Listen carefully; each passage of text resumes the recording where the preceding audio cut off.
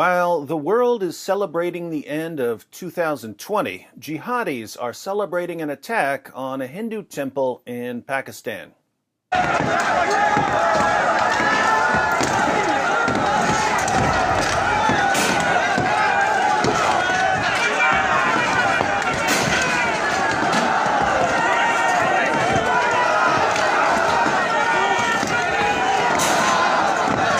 The Guardian reports, a violent religious mob has set fire to a Hindu temple in Pakistan's Khyber Pakhtunkhwa region and attempted to tear it to the ground. Crowds of thousands, reportedly led by Islamic clerics, descended on the Hindu temple in the village of Teri in Karak district on Wednesday and began to rip bricks from the walls and set it on fire. No one was inside the temple at the time. Footage from the scene shows the crowd chanting slogans and cheers greeting the destruction. I wonder what slogans they were shouting. The shrine, which was first erected in 1919 before partition divided India and Pakistan, had recently undergone refurbishment after an order from the Supreme Court in 2015. This was the second time it had been demolished following an incident in 1997 when it had been destroyed by a group of Muslim fanatics.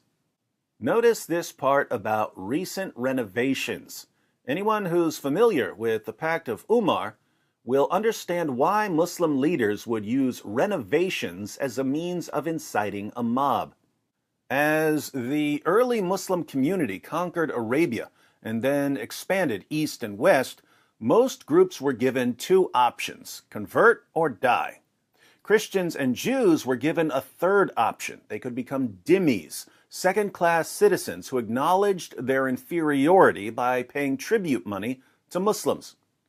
Eventually, dhimmis would have to sign an agreement listing the various things they would do and not do in order to continue acknowledging their inferior status. The Muslim leader would demand that these well-known conditions be met by the Christians, these conditions that ensured their continued humiliation, degradation, and disgrace. Let's read part of the contract. This is from the Pact of Umar. The Christians were required to declare, "When you, Muslims, came to us, we requested safety for ourselves, children, property, and followers of our religion," i.e., once they were conquered, they requested dhimmi status, in which case they would not be executed or forced to convert to Islam. "We made a condition on ourselves that we will neither erect in our areas a monastery, church, or a sanctuary for a monk, nor restore any place of worship that needs restoration, nor use any of them for the purpose of enmity against Muslims." Did you catch that? No new construction of Christian buildings and no restorations. Now, what would happen if Christians violated this contract by building a church or even by repairing a church that was falling apart? It's in the contract. These are the conditions that we set against ourselves and followers of our religion in return for safety and protection.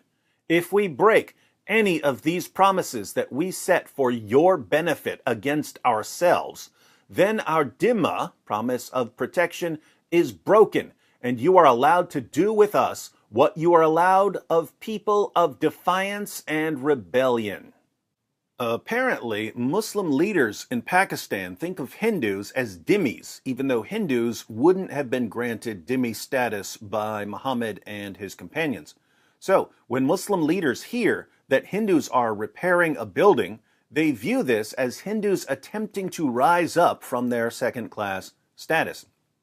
Hence, the leaders form a mob to put the Hindus back in their place and remind them of their inferior status.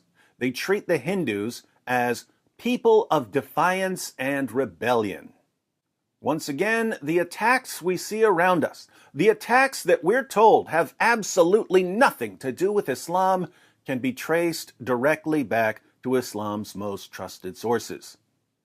Is 2021 going to be the year the world finally stops protecting this ideology from criticism? Is 2021 going to be the year when politicians and journalists and educators at least stop lying about what it teaches?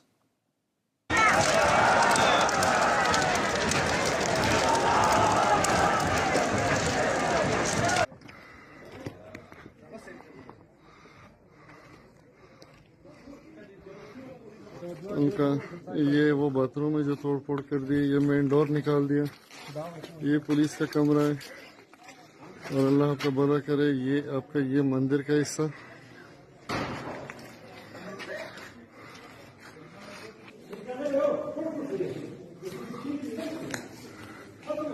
ये खबर मुबारक है, बुरी तरह तोड़ दिया गया।